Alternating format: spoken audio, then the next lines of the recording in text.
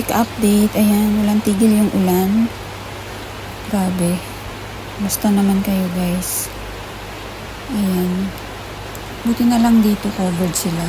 Hindi sila naaanggian. Update sa New Derstinia. Kung makikita nyo, may mga yellow leaves. Ayan, normal lang yan. Lalo na tong ating crested. Parang makakalbo to lahat. So pag ganito, ayan. Inaalis ko lang yung natatanggal na talaga. Hindi ko hinihila. Ayan, yung ganyan lang. Pag ayaw pang matanggal, hindi ko siya hinihila. Ganyan lang. So, normal lang naman yan kasi na-uproot to eh. Tapos nag-a-adjust sila dito sa area ko. Tingnan nyo to. Yung var ko, lalong lumabas yung variegation niya.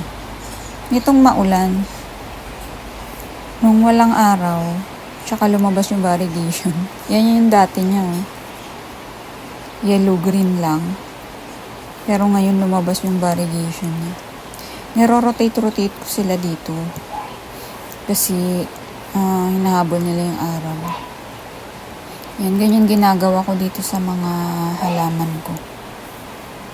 Yan, iniikot-ikot ko sila pag nakita kong paharap na sila dito sa sa may araw. Yan ang disadvantage pag nasa shaded. Ganda nito. Ayan, ganda rin ang print nito. So ayan, tuloy-tuloy ang ulan. Ang last dilig ko, Thursday pa, last week. Wednesday, so pang 6th day na ngayon na di ako nagdilig. Pero, look nyo, may narat pa rin ako na gym no. Ang ID, may ID to. Grabe Di ko naman siya diniligan.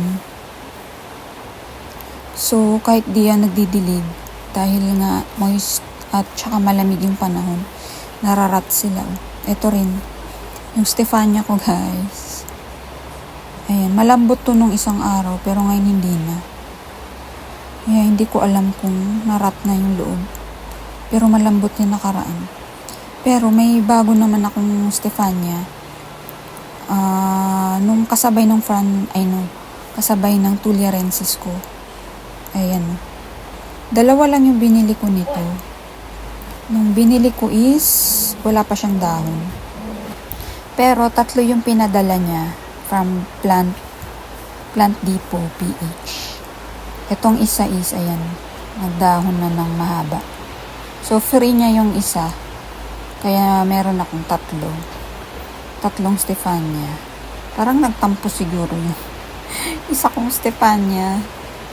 Biglang lumambot. So, ayan. Siguro ito, didiligan ko mamaya. Yung mga hoyas natin. Yan lang didiligan ko mamaya. The rest is hindi. Tingnan nyo yung money tree. Parang happy niya ngayon. Hindi naman siya nauulanan. Ayan. And sad to say, ito yung sa labas, may fungus na to. So, i-uproot ko to mamaya. Ikakat ko yung na-fungus para hindi kumalat. So, hindi naman sila nababasa doon, yung nasa baba lang. Ito naaanggian lang. Pero ayan, di talaga maiiwasan na nagka-fungus. Lalo't magwa 1 week na yatang walang araw. Grabe. Ito, sinilong ko nga to nung isang araw pa. Kasi mother plant na to na aloe ko. Ayoko siya marat. Tsaka para hindi magka-fungus. May baby na ulit siyang isa dyan.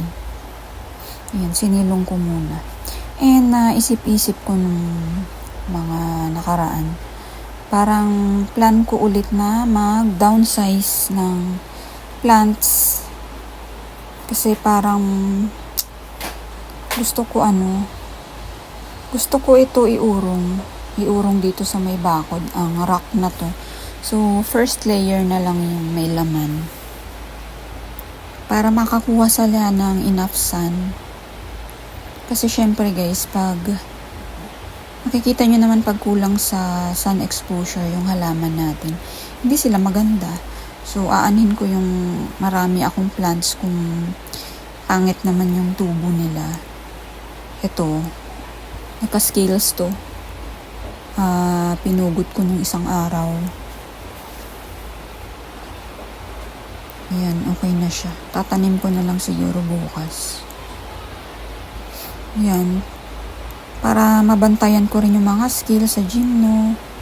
So, yan. Wala nang laman. Ito na lang talaga. Tapos, iuurong ko siya dito. Para makakuha sila ng ano. Tingnan nyo yung tubo nito.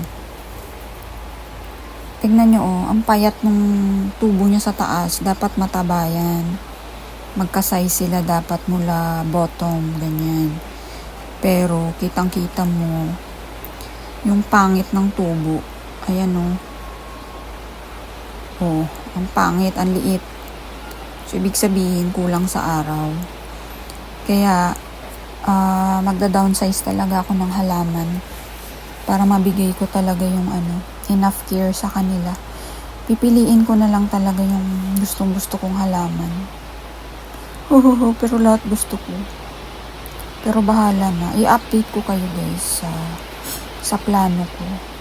Hindi ko naman siya magawa ngayon at ang lakas ng ulan. And abangan nyo, meron akong parating na mga ceramic pots from Pinchbat Bataan. Yan, nag-sale sila, anniversary sale. And meron din tayong new plants from Plants by Flipay. Thank you for watching, and please sa mga bago, please don't forget to like, share, and subscribe. And thank you so much for watching sa mga laging nanonood. So, abangan nyo yung next vlog natin, unboxing, new pots, and new plants. So, please take care. Yung sobrang ulan, grabe ilang araw na. Bye!